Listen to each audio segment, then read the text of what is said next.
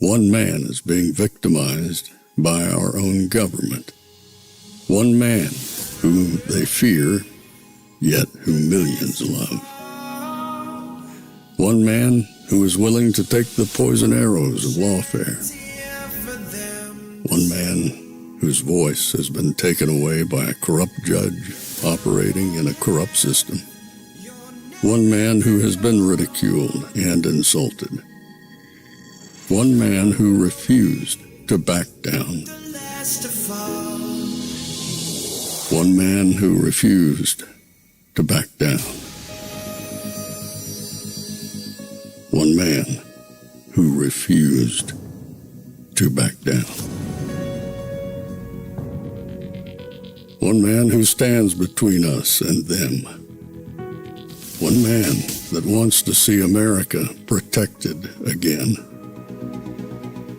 One man who wants to see America prosper again. One man who understands that a man is a man and a woman is a woman. One man who understands and protects the blessing of life. One man who wants to restore American exceptionalism.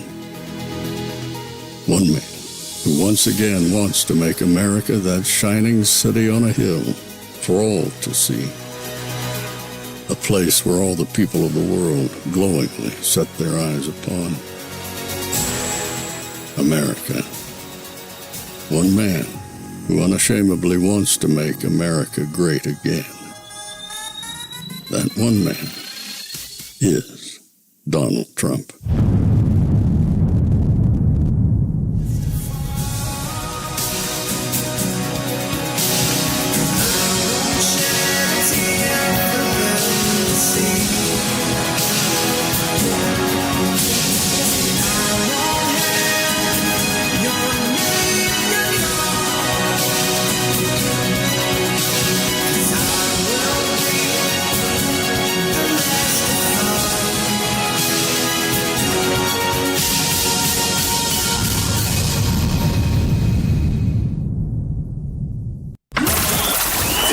Is Fanfare with Barry Cunningham. Trump, everybody they know, they gonna vote for Donald Trump, that's the way it goes. All over America, all over the USA, they voted for Donald Trump, that's what I'm trying to say. Election is over, everyone can see. Donald Trump is now the president of your country. Election is over, everyone can see. Donald Trump is now the president of your country. I want to make America great again. Woo! I want to lower the taxes. I want to bring all American business back from overseas back to the USA, baby. There we go. Ooh, yeah. Donald Trump is now president of your country. Election is over. Everybody can see. Donald Trump is now the president of your country. Election is over. Everyone can see. Donald Trump is now the president of your country. Good afternoon on a Sunday afternoon, a glorious Sunday down here, nice and cool. Got about 75 degrees. It's awesome. Love this time of year. So if you guys, next time Ashley's in town, I'm going to have her film, or maybe I'll ask Robin to film a behind the scenes type video. So if you could imagine what goes on before I have to click the button, because right up until the time I have to click the button to go live, I'm in here doing different things and changing lights and figuring out, are we going to render the video to the, it's crazy, absolutely crazy. But we're beginning another new week, this one being the Thanksgiving week. Some of you guys will be off. We may take off Thursday, watch some football, eat some turkey, have some fun, and then start Christmas shopping, as many of you will probably as well. Not doing a whole Black Friday thing. Not going to happen. I'm not going out there. But today's Sunday, and if you're watching this on a replay, we're filming this on the Sunday before Thanksgiving. And man, you know, Sundays are usually the slowest news day. There's not a whole lot of stuff out there. But not today. Not today. There's a whole lot of stuff out there.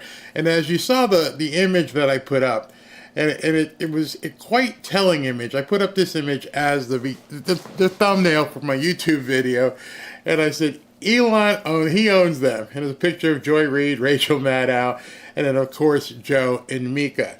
So as of right now, and if you're watching this on replay, you may see it happen. But as of right now, Elon has not bought MSNBC. Let me just say that right up front. Elon Musk has not, as of today, purchased MSNBC. In fact, Elon Musk may never purchase MSNBC. He may just be doing everything he can to drive these people out of business. Or, with his 205 million followers, I think it's 205, as of last check, I think it was like 205 million followers. What he may be doing is driving the value of Comcast asset as low as possible. Driving this thing to the point where nobody wants to touch it. Because what is going on, I'd say today, yesterday, and an ongoing basis lately, is to just completely destroy everything MSNBC. He warned them. I have played the video many times. He said, my goal in life isn't to make millions, gazillions, isn't to fly people to Mars. My mission is to destroy the woke mind virus.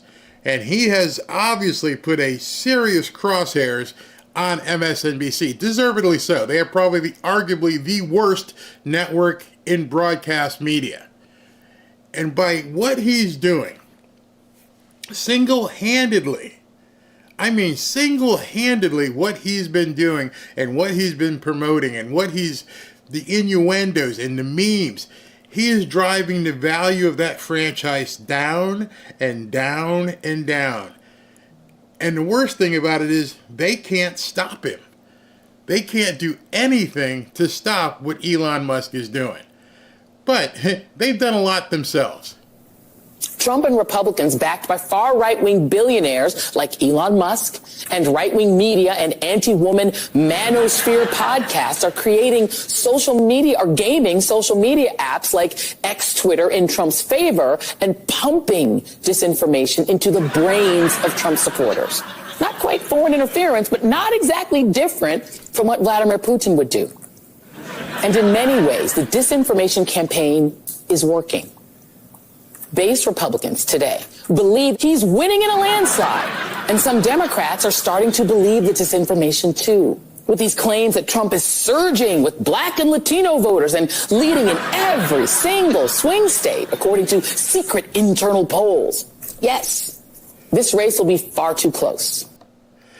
Obviously, this was filmed before the election, and I've added some laugh track to it because it's a comedy. It's a complete joke, a farce that this network has been allowed to perpetrate and say all this crazy BS with no regard for veracity, no regard for looking themselves in the mirror and having accountability. They are complete trash. I would use a much bigger word, but it is Sunday. Well, the word is shorter, a much stronger word, but today is Sunday. Because unfortunately, we do have a fascist groundswell in parts of this country, mainly among white men, let's be clear, but in small pockets among black and brown men too. This happens to be a global phenomenon as women become more economically independent and seek positions of power. But friend of the show, Simon Rosenberg, points out that just like in 2020 and 2022, dozens of right-wing polls have been dumped into the marketplace in the last few weeks, 12 in Pennsylvania alone. Those polls then swing the polling averages to the right, making Trump look strong and Kamala Harris look stalled. You guys remember throughout the candidacy and the campaigns, I was showing you how the polls were all BS and how they were just trying to amplify everything on their end, not on Trump, on their end. And then once people started, realizing their credibility was going to be in trouble, they started telling people the right data, and she didn't want to hear it. So she said it was all just propaganda. They're just trying to prop up Trump. There's not much I need to stop and interject through this because it really is comedy. Now, there are lots of explanations for why you'd want to game the polls. Entrepreneurial Republican pollsters can certainly gain favor with Trump, who's apparently fuming about Vice President Harris's billion-dollar fundraising and positive press. And then there's the more sinister explanation that if Trump, Republican pollsters, and even jittery Democrats convince enough people that his victory is inevitable, how much easier would it be to claim that the election was stolen if he loses? And how much easier would it be to get his base to rise up and maybe even get violent the way they did when he lost the last time? How much easier would it be to get the Republican House Speaker or John Roberts and the right-wing Supreme Court conservatives to throw the election to Trump? These are the things we need to consider. You could basically do that to every single one of her shows. Just lay a laugh track underneath, because as she talks, it's incredibly stupid. It is a comedy of errors on MSNBC. So over the last, let me say, 24 or 48 hours, maybe 72 hours, when all this stuff started coming out about MSNBC being sold, because Comcast was like, we're done with it, basically right after the election. They let it play its course. They let everybody have their way. And then, once the election result came out, they're like, we need to dump these things as fast as possible. And you've been seeing what's been going on ABC and how Disney has been spanking The View. And then, of course, CNN is like somewhere in the middle trying to figure out how they're going to survive. But Elon Musk and his millions of followers have been just ruthless about MSNBC. So I'm going to take you through almost a chronological perspective of what's been happening. It says, the POV, your point of view. You work at MSNBC and your new owners walk in. And it's Elon, Joe Rogan, J.D. Vance, and Donald Trump. And then Elon reposts it to his millions of followers. And so when he reposts it, there you see 21 million people see that post. The amplification of what he's doing, and I'm not sure what his motivation is, but what this amplification is doing is letting other people see the absurdity of this network. The absurdity is being seen by stockholders. The absurdity is being seen by other prospective buyers. And they're watching this assault take place, which there's nothing wrong with it. He is free. It's freedom of speech. And he's just posting what somebody else is saying. There's nothing that prevented them from saying anything about Trump. And they would often would. And it's just been relentless. Absolutely relentless. I want to show you something. He posted this. This was a little over an hour ago, and it has 1 million views already. And then somebody's like, Iron Man taking over the media. And what he did was, he goes, wow, traditional TV viewership is falling off a cliff. It's just a matter of time before it's irrelevant. And he was retweeting or reposting this chart here by Mark Anderson. Very interesting chart here. And you can see where you are on this chart as well. Americans aged 18 to 34 watch less than 5 hours of TV per week. That's incredible, because if you think how much money Kamala Harris spent on television ads, and you're wondering why she missed the entirety of the market. Let that sink in again. 18 to 34-year-olds watch less than, not 5 hours a day. They watch less than 5 hours of television per week. Now, if you go ahead and insert or extract from that, how much of that 5 hours per week is football games, basketball games, baseball, and hockey, you're left with, a sliver, a absolute sliver that 18 to 34-year-olds actually watch on the boob tube. So if you're spending, i.e., if you're spending $1 billion trying to reach the young market, and you're spending it on television, well, you might as well have just light your money on fire. I don't know who your agency was, but let me just give you a little hint on advertising. If you go to an advertising agency, any advertising agency in the country, and you tell them, I want to spend money, big money, they are not going to tell you, well, maybe you might not want to spend it on television.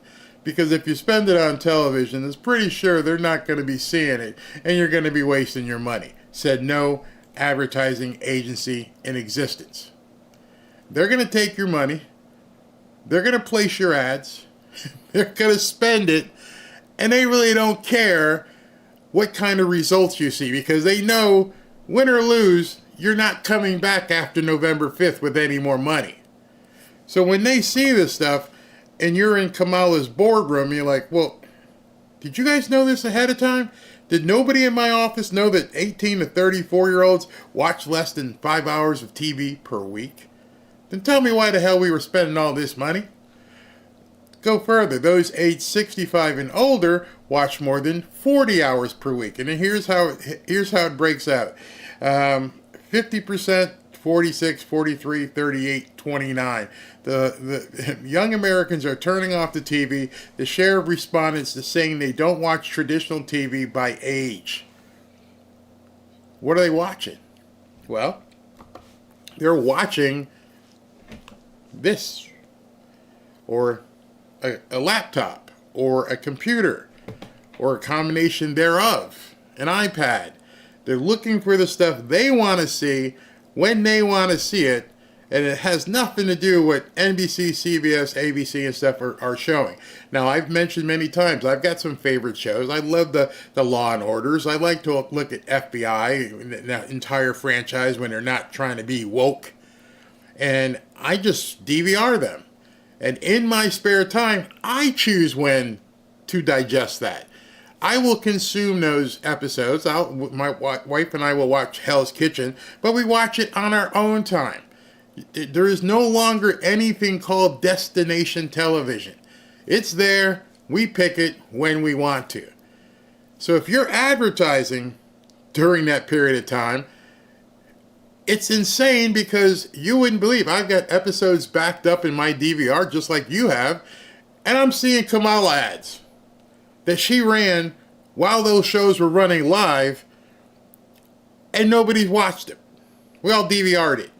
I'm like, oh, she already lost. Let me just fast forward through that. It's stupid at this point. So the war has begun. Elon's putting this stuff out, and this is how it began. You know that meme? This is how it started. This is how it is now. When Elon joked about purchasing MSNBC, he said the exact same thing that he said when he was looking to buy Twitter. Somebody said, he goes, I love Twitter. And then the guy said, well, then you should buy it then. And then his response was, well, how much is it? And somebody, mainstream media today, Elon Musk jokes about purchasing MSNBC. Seems they forgot about Elon's joke in 2017 about buying Twitter. The man's not stupid. He knows that millions and millions and millions of people are going to see that. And he also knows that people are absolutely cheering for it. I don't even think they care about whether or not MSNBC is used as a conservative network or whatever he wants. Just the fact that he's absolutely roasting these people is satisfaction enough. Everybody goes, holy crap, Musk just said he's buying MSNBC. He said, Joe Rogan had tweeted to him, he said, Elon, if you buy MSNBC, I would like Rachel Maddow's job. I will wear the same outfit and glasses, and I will tell the same lies. What you have to realize here, and this got 5.5 million views in addition to Elon promoting it. The people who are talking right now, and the people who are being re-amplified when all of this discourse is happening, is in the tens of millions of people are seeing it. He is, when I'm telling you, he is absolutely destroying this network. It just goes on, and it gets worse. I'm going to show that one later. Let me find this one. All right. and now it's caught on. Now it's basically a meme war. This was something that somebody put up. Elon Musk dropping the Alex Jones hand grenade into MSNBC.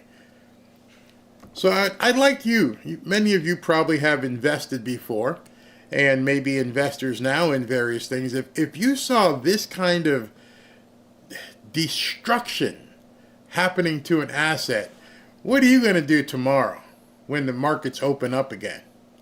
You're probably going to dump this stock, which is exactly, I don't know if that's what he's trying to do, but that's exactly what's going to happen. Comcast is seeing this assault on their brand, and it's only going to get worse. This is directly by Elon. This wasn't even a repost. And those of you who haven't seen this before, you're in for a treat. That pretty blonde girl in 1990, that's the same woman in the second picture, and the same woman in the third picture. That is Rachel Maddow as a senior in high school. That pretty blonde woman is now, he put Mark Cuban in it.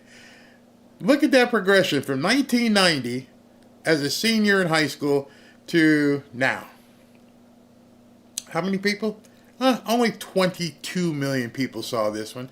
22 million people. If they didn't know this evolution of Rachel Maddow, they know it now. But the bigger question, why'd he put it out there? Why is he going after him? You see, there's a method to this guy's madness. This guy's not stupid. He's a freaking rocket scientist. He parks rockets that come down from the sky. He is the real life Iron Man, Tony Stark. It's him. Why would he be doing this? I could be wrong. I'm asking for your opinion because I feel like he's trying to drive the value down and get everybody to see how much this network is a clown network. Because this is one of the networks that I think he believes took his son from him. See, those of you who have seen my videos, and I hope you've seen where I told you the evolution of what's happened with his son became a transformer based upon what he was seeing in pop culture. And he said, I will destroy the woke mind virus. And I think right now he's like, I got my opportunity to just rip this thing apart. And it's so pervasive at this point. So many people are putting things out, meme after meme after meme. And this one here, this is just another, this isn't even him, 1.2 million. It's a concerted campaign at this point.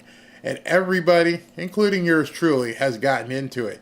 He posted this one.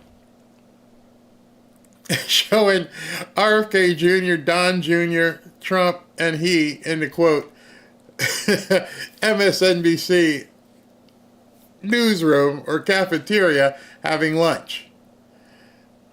Only 53 million people saw this one. 53 million. And that's look at the date on it. That's today at 12:15, just a little after midnight. He's up dropping these kind of memes. You see what I'm saying? If I was on the board of Comcast right now, if I was one of the guys in Comcast, I'd be like, oh crap, oh man, what are we gonna do? This guy's got us dead to rights. He's coming for us, and at this point, he's put his fangs in it. He's dropped his fangs. He's tearing them apart. They got nothing they can do at this point. This was his answer to Joe Rogan. He goes, if you buy MSNBC, as I showed you, I would like Rachel Maddow's job. I will wear the same outfit and glasses, and I will tell the same lies. And he's like, how amazing would that be? 15 million people saw that. So you've got the richest guy in the world, who's got the biggest platform in the world, working in conjunction with Joe Rogan, the biggest podcaster in the world, And then with all that, talking to Don Trump Jr., who's obviously the son of the president, and they are all teaming up to take down this network. I think it even started with Donald Trump Jr.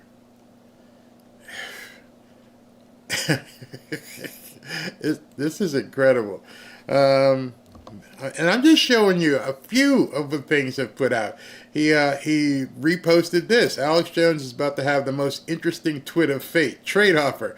I receive InfoWars. You receive MSNBC. And this one had, they are now having fun. And each one of these things has thousands of comments. Thousands of comments. And the woke mind virus has indeed got themselves in trouble. I want you to take a listen to this. This is Bill O'Reilly talking about the state of MSNBC. Comcast said, you two, we're going to have to try to mend some cliche fences, and you two are going to go in there and you're going to try to tamp it down. Because Comcast knew the next day they were going to announce that MSNBC is vapor. That is a huge meteor story. Why is it vapor? Just because they're spinning it off and putting them in the... They're spinning off a bunch of brands. There's no spin-off. Yeah, there is. It's a spin-off company. There's no spin-off. See, you buy the propaganda, Cuomo. Oh, okay. See what I mean about... You buy the propaganda, Cuomo. Now, I want to show you something. At the New York Times put out an article. And in this article, they were talking about the different things why Comcast would be looking to basically spin this right now. Why would they be looking to get rid of MSNBC? So I want you to see this. All right, it says, cable television, once a juggernaut that propelled the share prices of traditional media companies, has become a financial albatross. You know, when people say something is an albatross around your neck, it means dragging them down. Though they remain enormously profitable, cable TV channels are in long-term decline as viewers replace subscriptions with streaming services like Netflix or, as I have, YouTube TV. Notice what they said there. They said, although they remain enormously profitable, they're noticing the long-term decline. I've said a cliche to you guys many a times in my videos, and it's what prudent people in business absolutely follow. And that cliche I've been telling you over and over is, you don't skate to where the puck is, you skate to where the puck is going to be. They pay a crap load of money for strategists, analysts, data, and all of the data right now is telling Comcast, this thing you have here is profitable today. It makes money today. It's not going to make money tomorrow. It's the same thing I told you why I switched from being a Dolphins podcaster to doing news. Anybody in business, you don't look at the here and now. The here and now will get you killed if you're not looking what's going to happen down the line. If you're only concerned with, and you're saying, hey, we're doing good right now, then you're not in business. You're enjoying a ride, because that ride is going to come to an abrupt halt. And then you're going to get caught with your pants down. And Comcast, being a public company who's beholden to its shareholders, is doing their forecasting and say, hey, we're making good money now. But now that Trump's in the White House, and Trump's going to do this and Trump's going to do that, and we can't be anti-Trump for another 4 years because it's just not going to be profitable, and he may change Section 230. Who knows where this thing is headed? And so a prudent person, whether you're looking to buy a house, sell a house, buy gold, do anything, you don't look at right now. You never look at right now. Everything right now may be hunky-dory.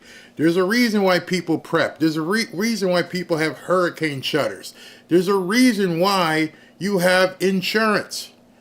Because everything's fine now. You're fine. You don't need medical insurance. Oh, you're 21, you're 22 until you get in a car accident and get banged up and you got to go to the doctor. You prepare for what may happen. That is what Comcast is, that is what Comcast is doing. That's what they're saying. The losses have posted tricky questions for big media companies that are trying to build streaming businesses alongside their decaying cable networks. It's hard for people to understand. Hey, we're making millions, tens of millions. Our balance sheet is so good. What are we worried about? Because that can change very, very quickly. And the analysts are seeing that is going to change. And Elon Musk is hastening the change. We're seeing how X has taken all the eyeballs away from television, and it's only a matter of time before the advertisers come to us and say, he's got a better deal for me. See, there's no money being generated by a television station other than, non-conventional advertising, sponsors and things of that nature, contests, and advertising. If you ever watched the movie City Slickers where Billy, what the heck's his name, the comedian, he goes into class and they're like, what do you do? He goes, I sell air. That's it. I sell air. Having been in advertising, I can tell you that is 100% true. He sells air. MSNBC sells 30-second and 60-second and 15-second spots. That's it. They don't make any movies. They don't make cell phones. They don't do anything. We need to have Rachel Maddow talking, and then when she says, we'll be right back after this message, and that message comes in, and that message has a price tag associated to it. And then all of a sudden, what you start seeing is less and less people wanting to insert their messages. They don't want to have to pay for it anymore. And when they don't pay for it, those big salaries don't get paid. And so Elon Musk right now is destroying these people. And it says, for Comcast, will investors be more enthusiastic about streaming services like NBC Universal's Peacock if they aren't under the same corporate roof as cable TV channels? And will any gain for Peacock be worth giving up the regular, if imperiled, profits produced by cable networks? And not in both cases, it appears the answer is yes. So what they're saying there is when you're looking at streaming services, and streaming services really are much cheaper. The streaming services, you make the product, you record it someplace, and when you record it, you just put it out there and it streams. You don't need the big news studios. See, what they're trying to get to is what we're doing right here.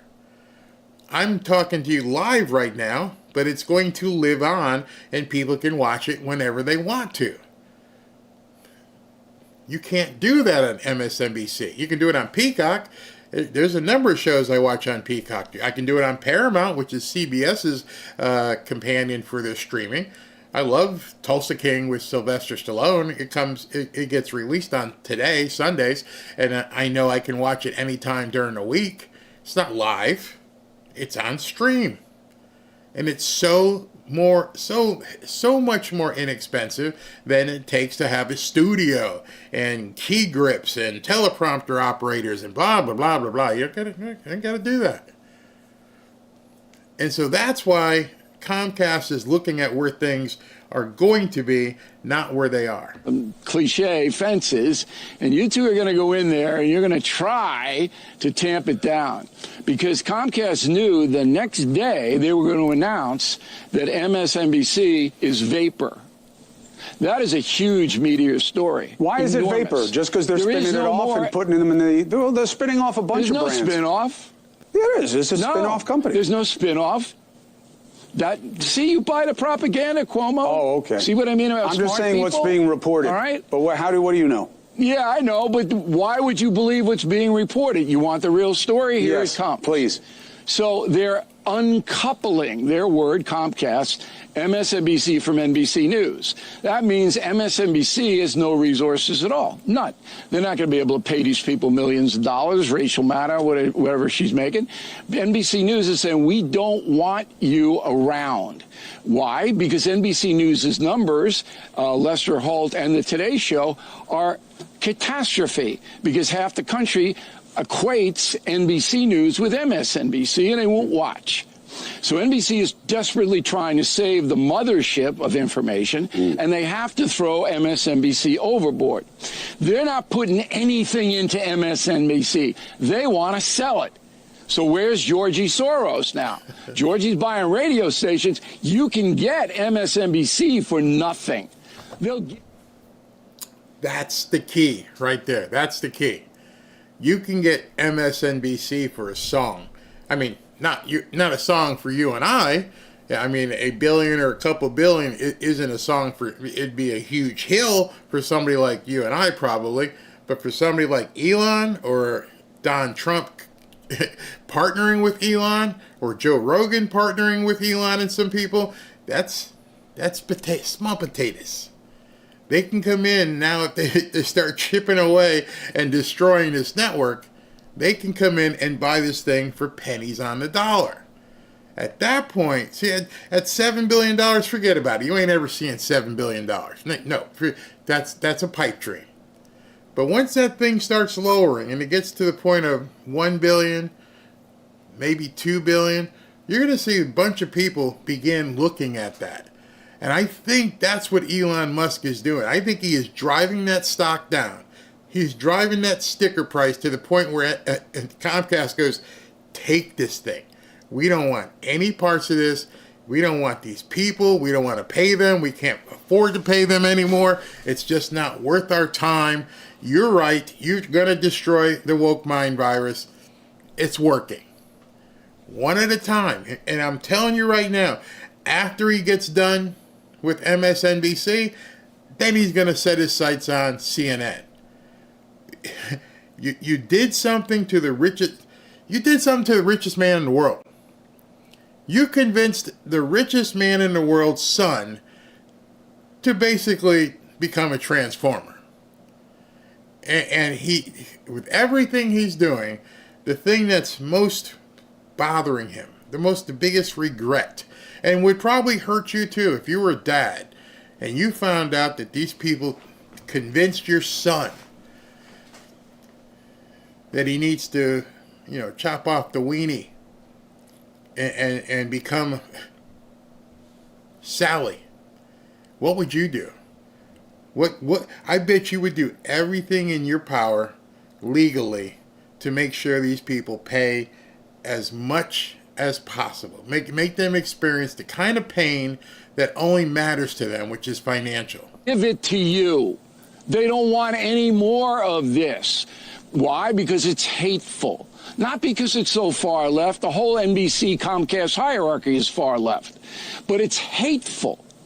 They hate Trump. They hate people who vote for Trump. Everybody knows that. And you know what's next? The View. ABC News is going to have to cut ties with The View.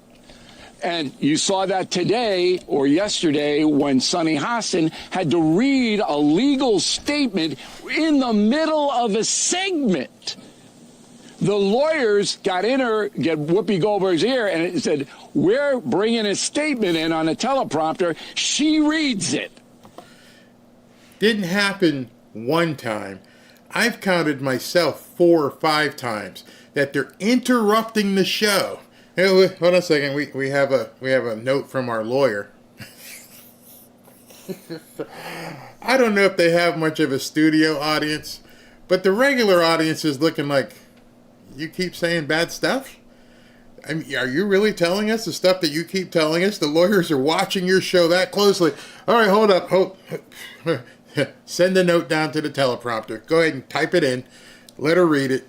Well, we were wrong again. Your credibility is shot. Your credibility at this point, with all of these legal notices that you have to read, and they're making you read it. They're embarrassing you on television. They are putting their foot up your rear and said, we pay your check, and as long as we pay your check, you get your ass out there and you say what we tell you to say.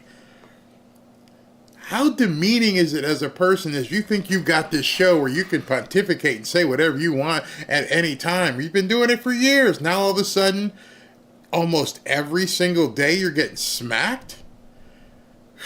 Good luck. So some of you may be saying, well, Barry, I thought you were a Trump channel. I'm also doing news, but there's a serious, serious Trump tie to this. Don't for an instant think that Trump didn't have something to do with this. Nothing is a coincidence. Not anything with what you're seeing in this election and how you're seeing things transpire after the election. There are no coincidences. Remember, these guys are like this. Everywhere they go together. And if you don't think they've been on the plane, and you don't think they've had this conversation like, how do we take these people down? What do we need to do? And then you see this all started with Don Jr. And Don Jr.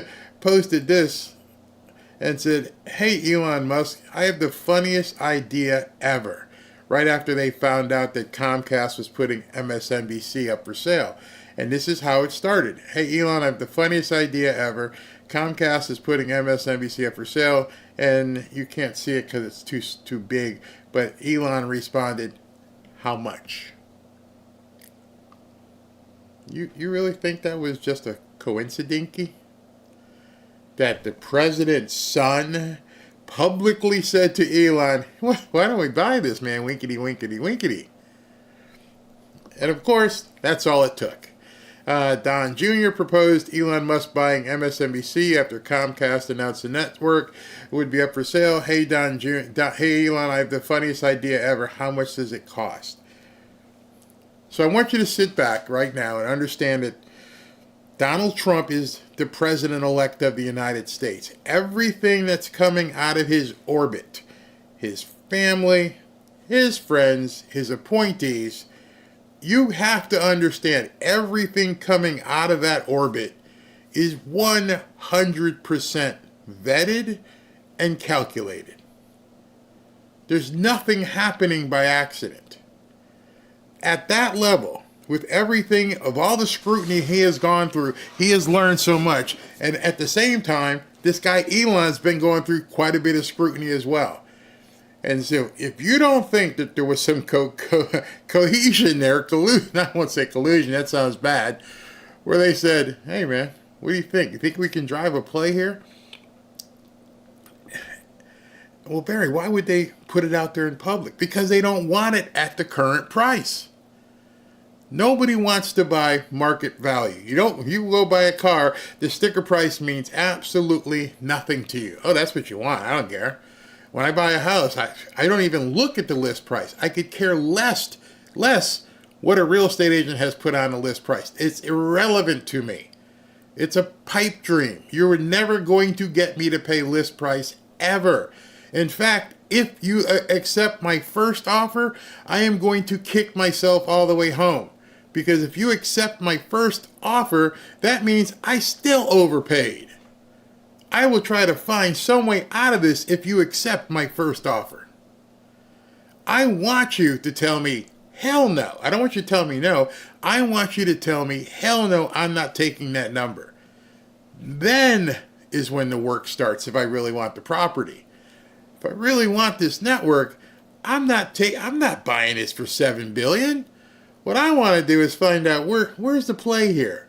How much cushion you got? You already know I got the cash. See, that's the other thing. When you're selling something, no matter what you're selling, if you know the buyer is sitting on cash, you start drooling a little bit. You're like, I know you got the money. Now I just got to figure out a way to get it out your pocket. And so what he's doing at this point is boom, boom, boom. Lowering the boom on this thing and saying, I'm not paying $7 billion, not paying $5 billion. I'm going to put an entire assault out here on your brand to where you're going to come to me and say, would you like to buy it? Then we could talk numbers. So it is over for these far left networks. Done, never coming back. Dracula's stake in the heart. Who benefits? News Nation may, but CNN, which is on the ropes too, will probably get some MSNBC viewers. Wow. There you go. What do you think of that? Well, I'm certainly not going to accuse him of not making sense. You up, folks? Of course it makes sense. And I don't think it's CNN that's going to benefit from all this. I think it's people like us. I think it's like people like me. And of course, Dan Bongino and Benny and Patrick Bet-David, who you're about to hear from. Imagine you're CNN and MSNBC. You're at a point that you're okay losing to Fox. You're at a point that you're okay losing to Rogan. You're at a point that you may even okay losing to other podcasters, right? You know, election night, some people are putting more numbers than you are. We did that on election night. You're like, listen, those guys are amateurs. We're pros. We built the Titanic. The amateurs are building the Joe Rogan Experience, the PBD podcast, all this other stuff. But these are amateurs. But imagine you wake up one day and your producer comes to you and says, guys, what? Hallmark just beat us. Well, bro, what are you talking about? Hallmark just beat us. Tell me nobody's written that article yet. Bro, they wrote it already. That's bullshit. No. Hallmark? They make cards. You're talking about Hallmark. Hallmark beat CNN and MSNBC in viewership last week. No way. Here's a Hallmark? supersized guide to rating in all 32 new holiday films. Can you imagine that? Oh, man. How do you let Hallmark beat you? You can let a lot of people beat you. You cannot let Hallmark beat you. We're talking about practice, right? We're talking about Hallmark. About we cannot be talking about Hallmark here, right? I mean, I think... I'm sorry. We all check our numbers in the morning, and we see where we are and how we compete against each other. And obviously, we're all, those of us on this side, not on broadcast, but all of us on this side, we look up and there's Dan Bongino. Dan Bongino is the top dog that we're all clawing for. That is the standard. We got to get there. And everybody in between, you're going to fight and you're going to do different things to try and get to the next ladder and go over this person. And everybody has their show. And that's Patrick Bet-David, PBD. And it's so true. MSNBC and CNN are so bad, they're getting beat on the network side by the Hallmark Channel. They have completely lost the narrative at this point. They are an absolute joke. They are a meme. And it gets worse. Okay, so listen to Brian, Brian Williams talk about how the entire Kamala campaign and left-wing media completely missed everything. It's insulting when members of the working class, which the Democratic Party has lost entirely in our lifetimes, to insist the economy is doing great.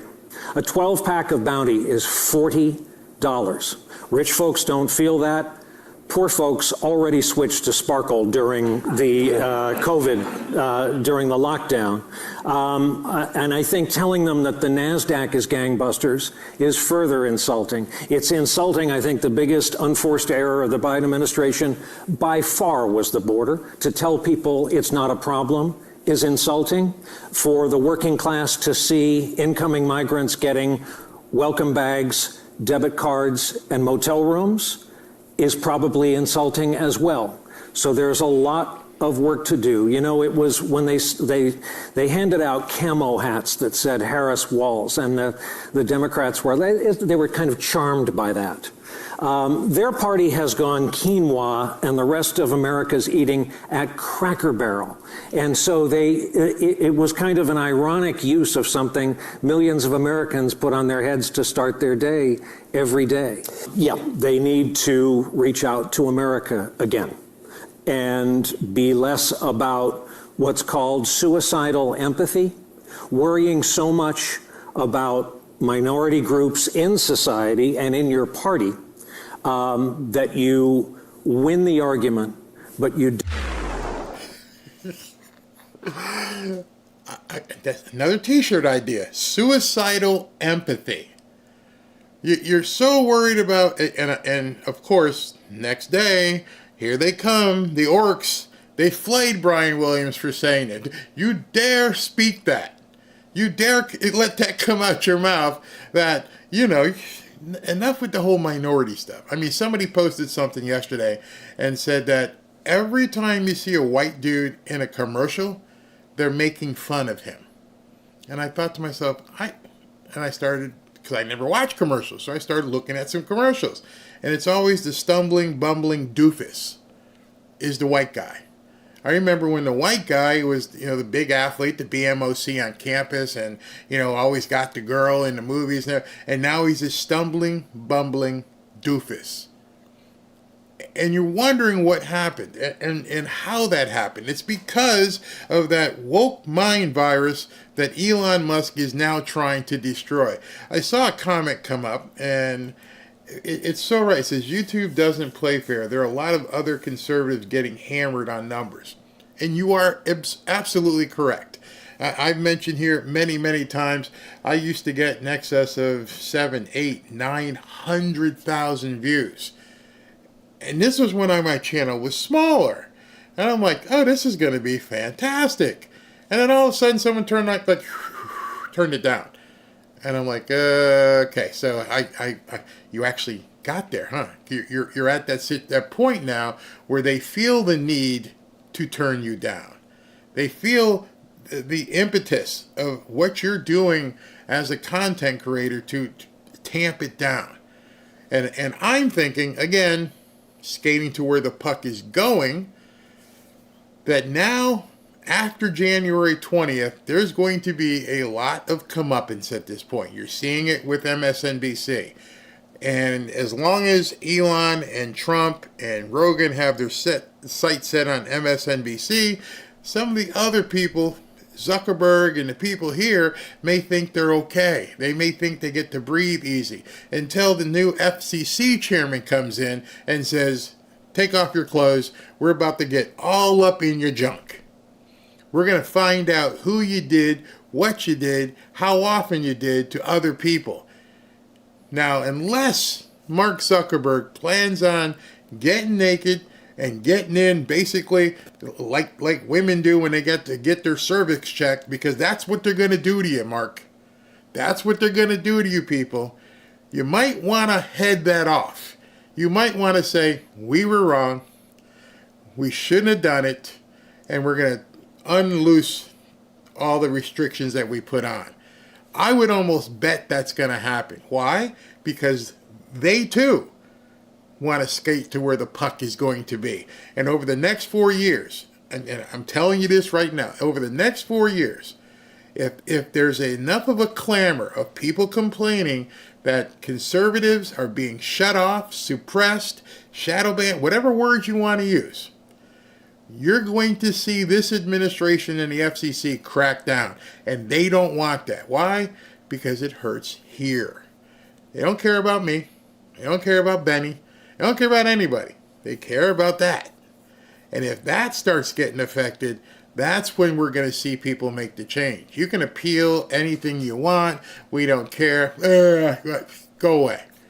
But when things start happening here is when people stand up and take notice. And that's absolutely right. So let's continue here.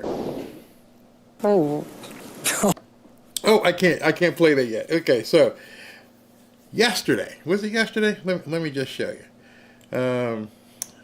Actually, it was today at 3 o'clock in the morning. So at 3 o'clock in the morning, Elon dumped a meme. And this meme, I think, was his coup de grace. I think this meme was him dropping the hammer, absolutely deciding today's the day I destroy MSNBC. If what I'm going to show, if you haven't seen what I'm about to show you, and you feel because it's Sunday and it might be a little risque, you might want to look the other way for about the next 35 to 45 seconds or so when I tell you to. Because he dropped a meme today that literally broke the internet. People say that all the time, something, oh, it's going to break the internet. This one broke the internet. All right, so if you don't want to see it, and look away right now, because it's like, oh my God. Ready? Okay, you looking away? You sure? Don't peek. Come on. It's a little risque. If you don't want to see it, don't look. Here we go. He tweets, and lead us not into temptation. And it says Elon Musk trying not to buy MSNBC.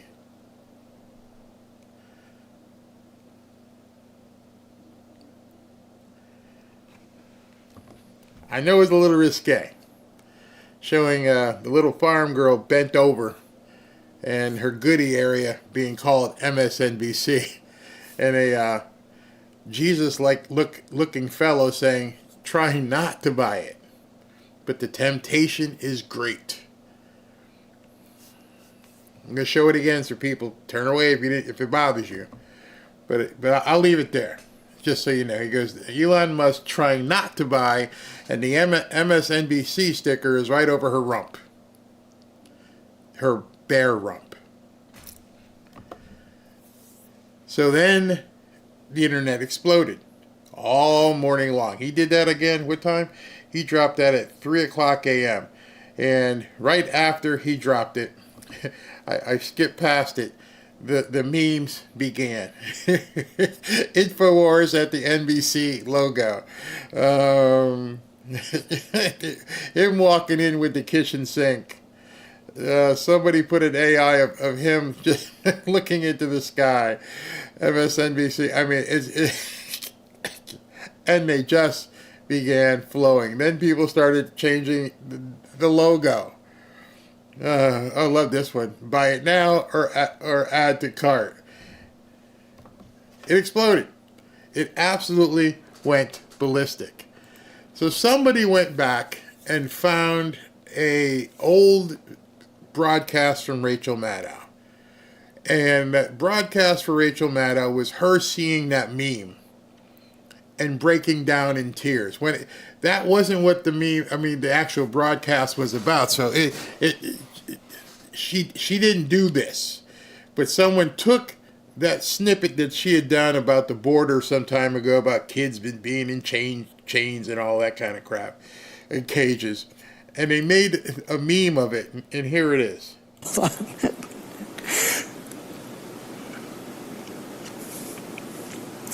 To at least 3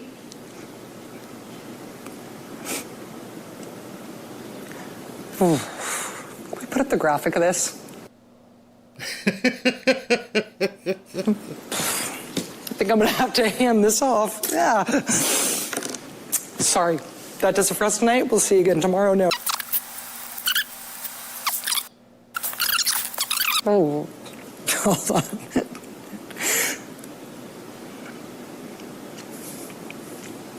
To at least 3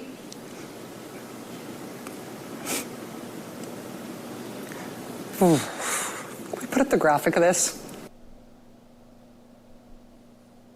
I think I'm gonna have to hand this off. Yeah. Sorry, that does it for us tonight. We'll see you again tomorrow. No. That has gone absolutely stark raving viral. It's like the perfect punctuation to his assault on MSNBC. Community notes are out there. Hey, it's not real. You know, she was talking about something else, and somebody cut it at that minute. But it was the perfect punctuation to everything that everybody has been talking about Elon Musk and MSNBC.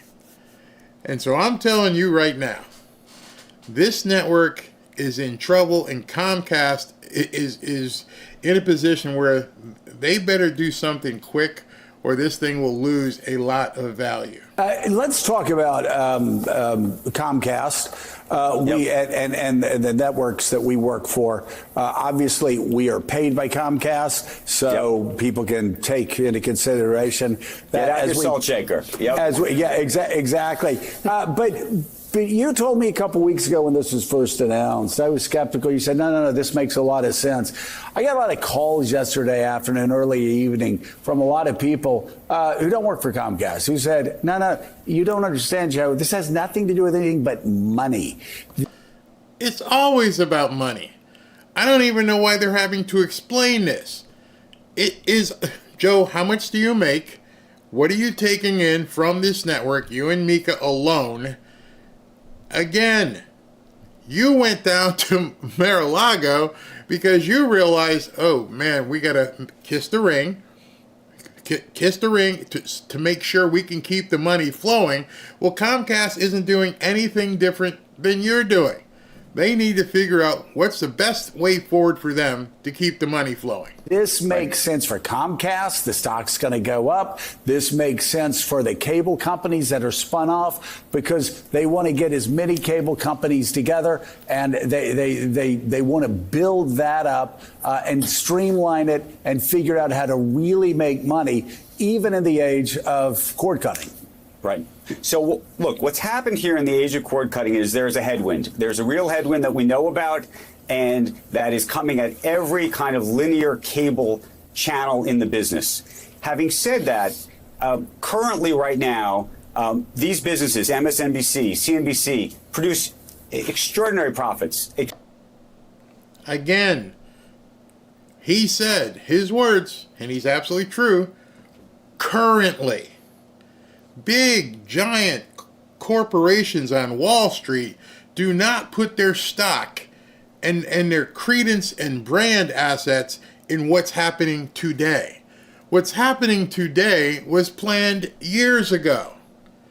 When they decided, hey, listen, here's what we're going to do. We're going to bring on Rachel Maddow. We're going to bring in Lawrence O'Donnell and Joy Reid. We're going to sign these guys to contracts. We're going to do that years ago so that we would be in this position today. Same thing with a football team. You assemble all the players so you hopefully will be a certain place come in February. And then when that doesn't work out, and you see you're not going to be in that certain place in February, you got to shake everything up and change it. Unless, of course, you're the Dolphins, then you just keep doing what you're doing. Don't get me started. So, of course, they're making money now. But they're looking at, where's this thing going to be? What the hell do we do? Trump's in office. Trump's going to rip us a new behind. Elon Musk has already said, I'm going to destroy the woke mind virus. Maybe we should correct course now before it's too late. Extraordinary profits, hundreds and hundreds of millions of dollars, if not more so. But that money today is not being reinvested in MSNBC and CNBC and Sci-Fi and USA. It's not. It's going, you could say that it's a Comcast money heaven. And so the question is, if you could take that money that's coming off of these channels and invest it in the businesses as an independent entity, what that business ultimately looks like. Could you use that money to go make other acquisitions? Could you make investments in the business itself? That is the big question. And the markets today don't really allow, meaning investors don't really want Comcast making additional investments in the cable industry because they think it is a tough, challenging business. So if you can put it in its own bucket where it can make those investments, that might make more sense long term and puts a renewed focus on those assets. You know, there's a lot of things going on inside the big Comcast world. Right. Peacock is one of them, of course. The cable business is another. And it's not always been clear that these channels have gotten that kind of focus. And so part of this is a focus story as well.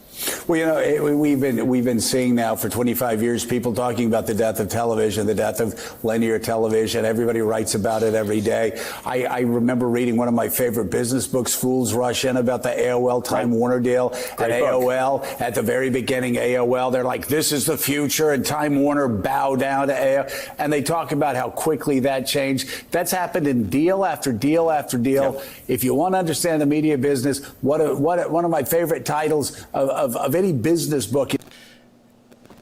Joe's trying to save face here, obviously.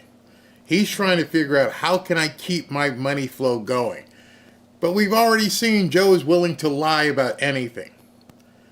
It's kind of hard for him to be doing a story about the network that he gets paid from trying to say that television still makes sense when everybody can see the exact same data.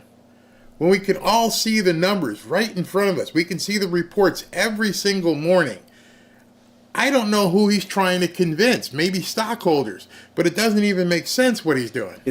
Television is the new television. Michael Wolff wrote that book, and television is still the new television, despite a lot of serious economic headwinds, as you said. There's no question. I mean, TV has a massive future. I think it's really just a matter of the distribution mechanism and the economics of what that distribution mechanism ultimately looks like, and getting from here to there. You know, it's going to feel, I actually think less so for this entity, but, you know, for a lot of the cable TV business, it's going to feel a little bit like the newspaper business. And there are, you know, there's been a lot of losers, but, you know, you look at the New York Times, my other employer, and there's a lot of success on the other end. And it's just a matter of trying to figure out how you get from one place to the next. And I think this probably puts these channels in a better position to do that. Yeah, and by the way, I think one of the bigger pieces of news on television / streaming, we've talked about how well Comcast did this summer with the Olympics, but Disney actually turning... How well they did with the Olympics? Y'all remember what happened at the Olympics? Do you remember the opening ceremonies and what they showed? I'm going to talk to you about that kind of programming in a second. You'll profit on streaming. Right. That is like a big breakthrough for this entire venture that has really had a big media focus on how they could do that. CNBC's Andrew Ross Sorkin, thank you so much for being with us. Greatly appreciate it. You see, there comes a point in programming, and that programming is a delicate balance between how far do you push and how far do you don't push. So NBC, when they did the Olympics and they had that crazy opening ceremony, which they caught a lot of flack for, they were promoting a certain agenda. They decided that woke mind stuff was something that they wanted to continue to promote. And then many of us,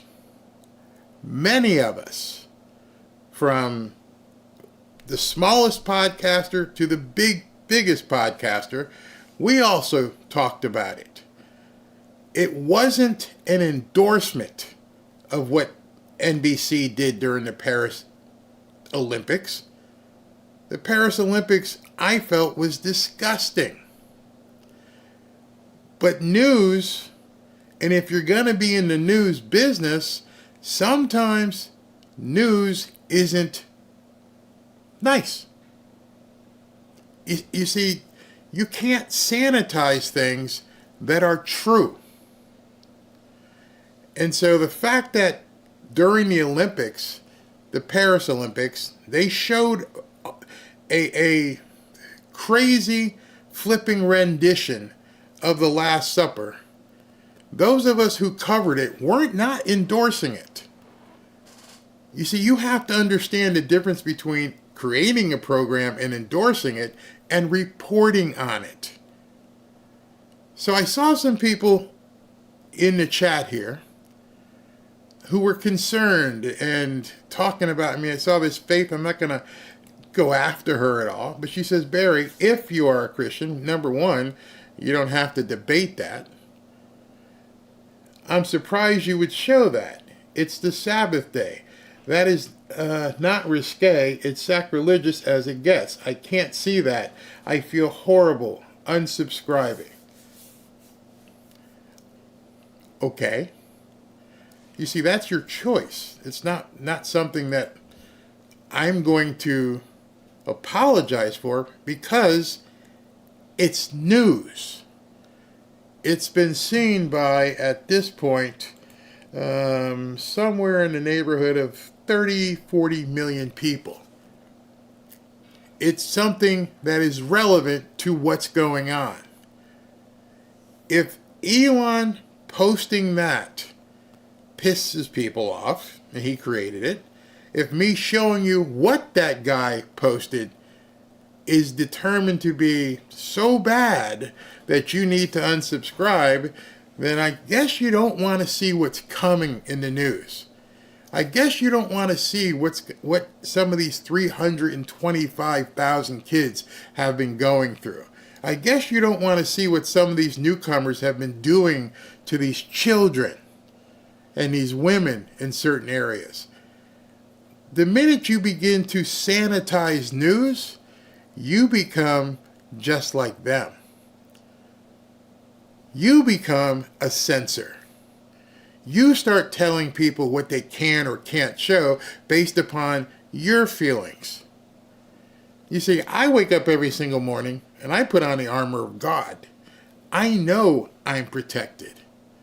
I don't need to have anybody censor something because I see stuff on X all the time that'll absolutely blow your mind and make your hair curl. I've told people quite a bit. And what I've told people is, you're not in Wonderland anymore. We're in a big, wide world right now. And the thing with it is, safe space? Safe space is like the antithesis of reality. When I'm watching people, there was one time, and I'll tell you a true story. One time, me and my old partner, when everything was happening, I think it was Iraq or something, Desert Storm, and the video out there was of, I forget which hostage it was. He got beheaded. And we went and pushed on it and watched it. I wasn't watching it because it was tantalizing. I wasn't watching it because of anything other than I need to absorb what is really out there. If you choose not to absorb what's really out there, which I had told you, turn away if you don't like it. I knew there would be some people who wouldn't like it. I said, don't watch. Your temptation made you watch. Not me. I gave 2 disclaimers on purpose. I had them written down right here on my piece of paper, and I said, make sure that you give the disclaimer. See, the person who was tempted were those who were worried about what it might be and then wanted to blame me afterwards because it was shown. That's not me. That's your temptation. You couldn't look away. You wanted to see it, and oh God, it is bad. My point with that is this man is destroying this network. I wasn't passing judgment on his faith, religion. Definitely not passing judgment on mine. I was showing you specifically, and I couched it, that he is doing something because what they've done to his family. If you can't empathize with this man losing his son and what the woke mind virus has done to his son and how he chose to let everybody know, I might have to do this to MSNBC. That's not on me. I'm just reporting what's out there. If you're looking for sanitized news, maybe I'm not the place for it. That's all I'm going to say about that. But because it's absolutely insane to think that. Never mind. I'm just going to leave it there. You guys can deal with that as you choose. But I do suggest, if you haven't, maybe you do need to take the blue pill and wake up back in your bed as if nothing ever happened. Or you can take the red pill, because I am all for people taking the red pill and understanding how deep this wormhole or rabbit hole goes. That was the entirety of what I decided to do with this channel. I nearly watched a man get his head blown off on July 13th. Every single one of you who watched my channel on July 13th almost watched a man's head explode like a pumpkin on live TV. So spare me the fact of, oh, that was a little bit rough, because I almost watched this man get killed. I mean, I love everybody who subscribes here, but I am not going to chase somebody because they're not understanding where things are in this world at this point. Put your own armor of God on and then move forward from there. Let's hear. I'm all in. Elon is very religious. Yeah. Yes, I understand. Faith has been a big part of this community. She missed a big part of my message and attack on First Amendment right. Yeah, like I said, I know. If I didn't couch what I said, I would understand. But many of you heard me say, don't look at this if it's going to bother you. Said it twice. Why'd you look? Let's see. Thank you, Barry. Thank you, Jeanette. It is what it is. I'd rather have free speech and make my own decisions. I don't need a gatekeeper or fact checker. Yeah. Elon says he's going to destroy the woke mind virus because it killed his son. Yeah. Yeah, absolutely. What else we got here? Come on, commercial. Everyone make your own choices. She's probably on the left list. No, I'm not going to talk bad about her. It was something that was traumatic. It was something that was shocking. It was something that would I have done that? No. But it's news. And what you don't get on the news is somebody saying, hey, well, sometimes they do. Hey, this is going to be graphic. Don't look at it. And how many of you look away? They're like, oh yeah, show that. Let me see it. Those are the people I'm afraid are fake. Yeah, I knew that. Chris says, don't worry about the negative comments. I never do. Trust me, I don't. I know who I am. I feel confident in who I am. And I know what my objective is here.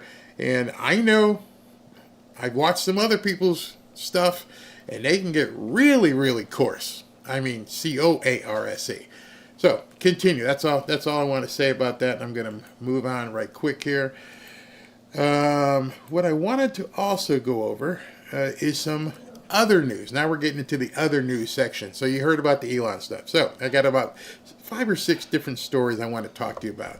It says that breaking Kash Patel reportedly has the votes to be confirmed as FBI director if President Trump chooses to nominate him.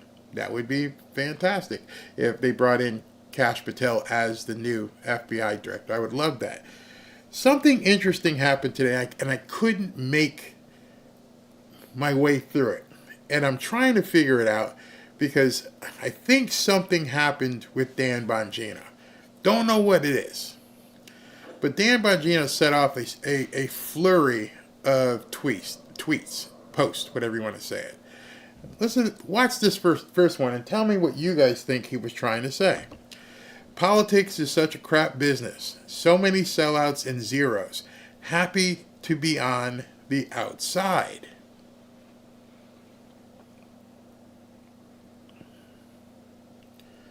That means he's not on the inside, right? Of course, that's what that means.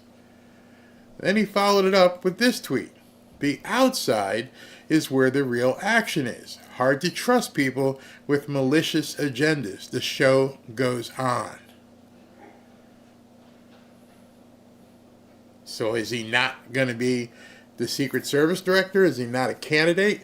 Because that pretty much, as I'm reading it right there, is that he is going to continue doing his show from the outside. He is not going to be, quote, inside.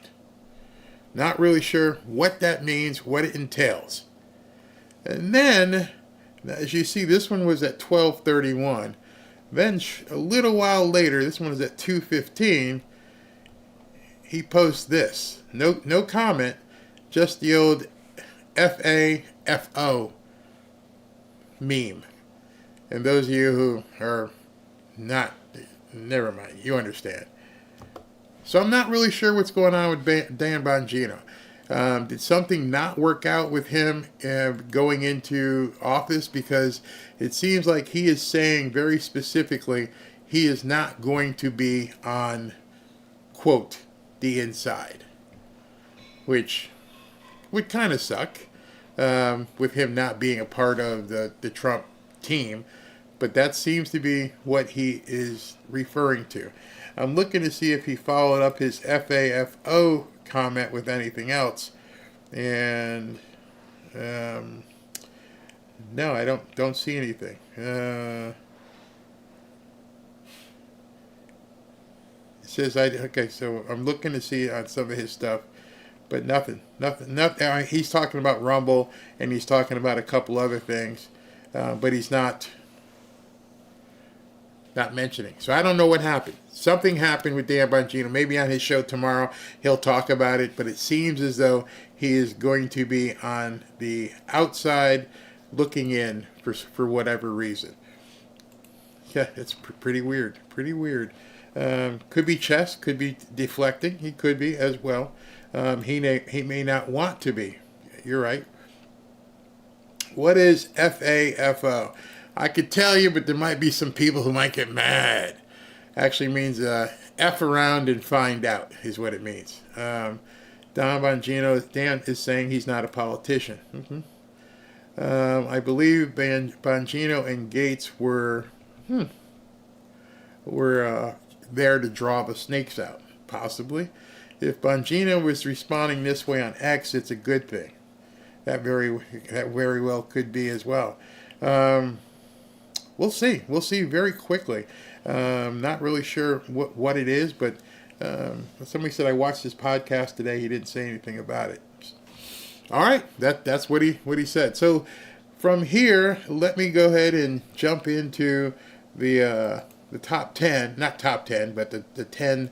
I don't know what I'm going to call it. The big finish is what I've labeled it. Now understand, I talked to Robin last night. Robin watched it yesterday. She's like, you know what? I like your top 10 or whatever 10 it is, but shorter. Don't go with long ones. All right, here we go. We're going to go with the 10 to finish the show, and it's much shorter. Here's the big finish. 10 stories that you just gotta hear. Number 10. But one of the most significant differences, critical for moving from polarization to productivity, is that... Now, before I get into this one, I got to tell you who she is, obviously.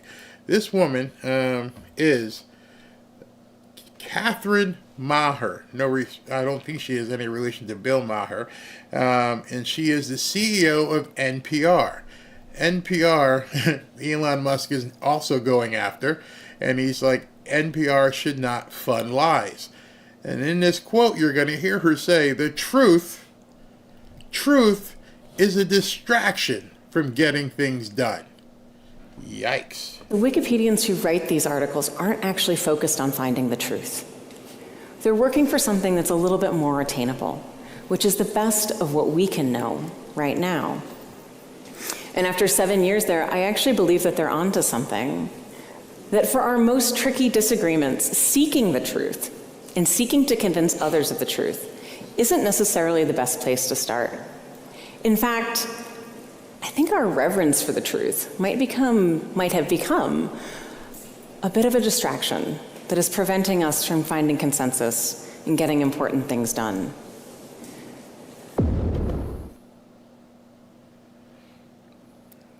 Yes, take all the money away from NPR. If the truth is a distraction from consensus, I don't want your consensus. The whole idea with consensus is people considering different items and different facts and different data and basically agreeing on the truth, not being distracted by the truth. These people are nuts. Number 9. Every day in the Emerald City is a pride parade. Oh my.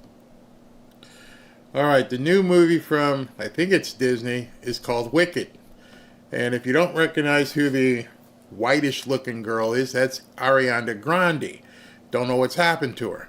But she's talking about the different things in this movie and how it's so important. Right? Yeah. I mean, look at that's great. But it's true. Yeah. Even the chickens. Those chickens are gay. Oh. Yeah. Definitely. You know? Yeah. I mean, Dr. Dillman in that Bodhi cardigan. Oh. Let's wake it up. Let's talk about it. I want that cardigan, and let's just talk for a minute about him and his little custom tea device as well, his little teacup. Dr. Dilly. I won't be going to see this movie. Nope, not going. Put it on the list. not gonna go see Wicked. Nope, not if that's what you're promoting. His tea and his cardigan. No. I'm just throwing it out there. It's true. Gay icon, Dr. For Bill. Sure.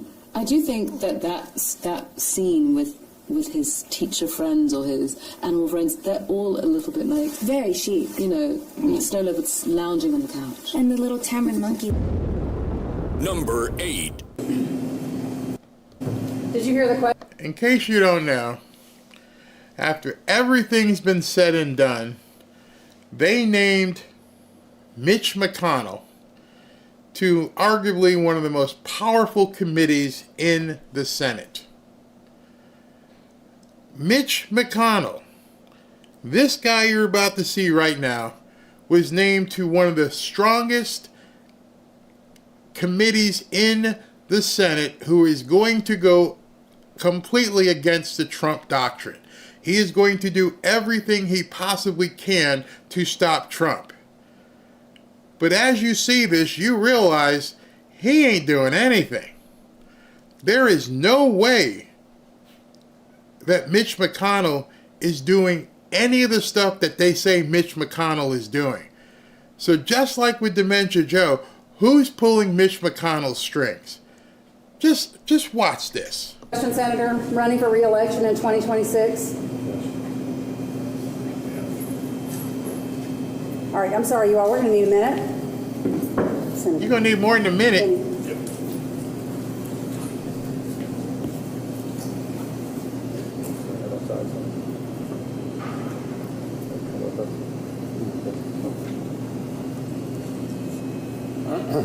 Okay. Somebody else have a question? Please speak up. What in the hell is this guy doing in our Senate? There's a question. As you heard in the movie Pulp Fiction, I'm a long way away from okay. What in the hell is this guy doing as the leader of the biggest committee in the Senate? He has no idea where he is. None whatsoever. Number 7. So just for a few examples, some of the train systems that we have in California, our U.S. taxpayers pay for those. There is one train project that costs our taxpayers $1.8 million a day, Charlie, and it is not scheduled to be completed for over a decade. So let's stop this. This is irresponsible spending by the federal government. We can talk about the telework activities that we have seen over the course of the last 3 years. I like that a lot more people are now speaking out and endorsing Doge. Some of these people who I have not felt were really strong participants in the Trump movement are now getting behind Trump and Elon and Vivek. Interesting. She shows up on television this morning talking about Doge. Yesterday, I showed you a picture of her having lunch at Mar-a-Lago with Trump, Elon, and her, and there was another senator there. So she was down here. She was at Mar-a-Lago, and now she's on TV the very next day talking about Doge. Okay. And federal government employees that are simply not working. They don't want the transparency. They don't want us to know that they're only working maybe 10 hours a week. We can talk about the vacant buildings that cost us $8 billion a year, not to include the maintenance, which is nearly that much as well every single year. So there are so many areas. Number 6. Noonan there offers the perspective that the Trump GOP... I would never have guessed that John Fetterman would be more moderate than liberal nut, but he is turning out to be a much more moderate senator than I could even imagine. He has sort of usurped some of the founding cornerstone pillars of the Democratic Party. Do you think she has a point? Yeah, well, one area where we kind of lost ourselves was the border. And I've been on this network, months ago saying, hey, it can't be controversial for our party to be pro-immigration, but we need a secure border. And when we ask or demand people to not believe what they see and see those kind of numbers, that's not a problem, it's like, well, then you lose about that 100%. I've tried to describe you have up to 300,000 people encounters per month. And I put that in perspective with Pennsylvania. I'm like, that's the size of Pittsburgh showing up in 1 month. It's like, what's going to happen for those folks? If we want them the American dream for those people, how can we possibly deliver that? Where do they go? And we can't pretend that that's not a significant issue, and we got to address that. Number 5. Tell us what you see as the most government waste. It's all over. Every single government. Obviously, this is Marjorie Taylor Greene, and she's talking about Doge. So the whole Doge movement is picking up steam. I noticed steam. Mayor asks, what is Doge? Doge is the agency being formed by Vivek Ramaswamy and Elon Musk. Department of Government Efficiency. These are the people who are going through now, and they are finding out so much of the waste that's been involved in government. Elon posted this a little bit earlier today. Was this today? Yes. Tip of the iceberg. Tip of the iceberg. Doge, which has its own handle on X, which I urge you to follow, found out that how the government spends your tax dollars. I don't know how they're digging into this, but they're digging in and they're finding a whole lot of stuff. $28 million on licensing fees for a green camouflage pattern on Afghan National Army uniforms. $28 million. $2.5 million on a Super Bowl ad for the census. $1.7 million for holograms of dead comedians. $500,000 to build an IHOP in Washington, D.C. It just goes on and on. I believe they've got a whole list of things here, 11 bizarre things that the U.S. government actually spent money on. And they're digging everywhere and trying to find out where this money is and how it's being spent and how it can be clawed back for the American people. Department program, grant programs, contracts, it is everywhere. And so when we look into a deep dive into this massive problem that's caused America to be $36 trillion in debt, we're going to have to go into all kinds of buckets. And that's how I'll be separating things on the Oversight Subcommittee on Doge. We'll be looking at everything from government-funded media programs like NPR. So you're wondering what this is. Okay.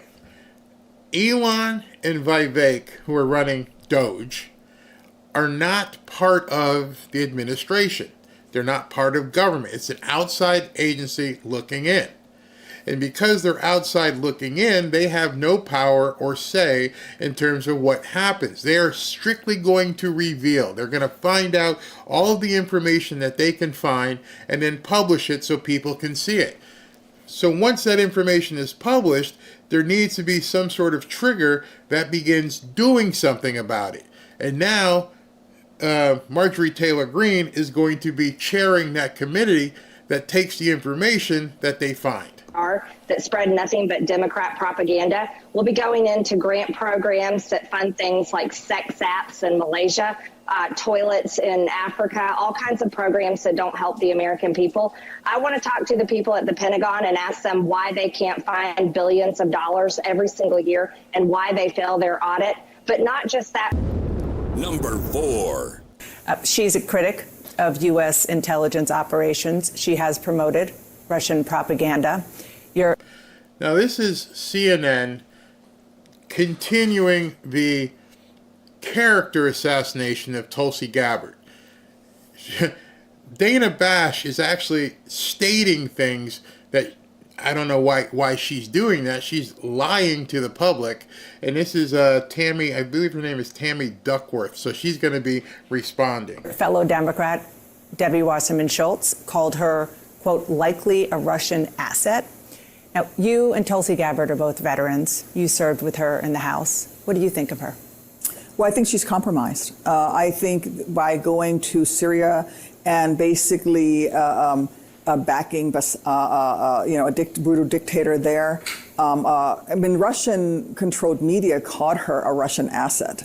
So I do think that we have a real deep concern whether or not she's a compromised person, and frankly, the U.S. Intelligence Committee, the U.S. intelligence community has identified her as having troubling. Yeah, the same guys that said that the laptop was fake. Relationships with America's foes, and so my worry is that she couldn't pass a background check. Number 3. You got to keep in mind, Tulsi Gabbard is still Lieutenant Colonel. This is the same show. The same show where Tammy Duckworth just said that she's a Russian asset and couldn't pass a background check. He's about to say, congressman here or senator is about to tell you how big a lie that is, that she couldn't pass a background check. I told you about this yesterday. Now you're going to hear him tell Dana Bash to her face that she's nuts. The United States Army, she commands the reserve unit here in Oklahoma and Missouri. If she was compromised, if she wasn't able to pass a background check, if she wasn't able to do her job, she still wouldn't be in the Army. And so Tammy is absolutely dead wrong on this, and she should retract those words. That's the most dangerous thing she could say, is that a United States Lieutenant Colonel and the United States Army is compromised and is an asset of Russia. It's actually sad to hear her say that. When I heard her say that, I thought, I wonder if this is political, because she's upset that Tulsi Gabbard left the Democrat Party because they went woke. Because I know they actually got along when they were in the House, and she knows Tulsi Gabbard. She knows her heart. She has a heart to serve. And so I think that's probably... Democrats are liars. And so is Dana Bash. That's exactly what he's saying right here. More politically motivated than it actually has any truth to it at all. Number 2. You wouldn't rise to a rank of an 05 lieutenant colonel if our intelligence agencies thought that somehow she was some kind of Russian asset, which if people are going to level those charges, they better be darn sure that they're accurate. And is a very dangerous thing to do. Nikki Haley didn't say that. She said that it was sympathizing. But it's all insinuated, okay? It's this cutesy, hyperbolic nonsense coming out of the media and the Democrats who refuse to accept the fact that almost a majority of Americans have accepted Donald Trump and Trumpism. I think it's time to give this guy a month of peace and let the process play out. Number 1. I've had nothing to do with. Russ led this office in the first term, number 1. Number 2, there are a lot of things in the Project 2025 that are just simply non-controversial. I mean, one of the things he's most passionate about is just reducing the size of government.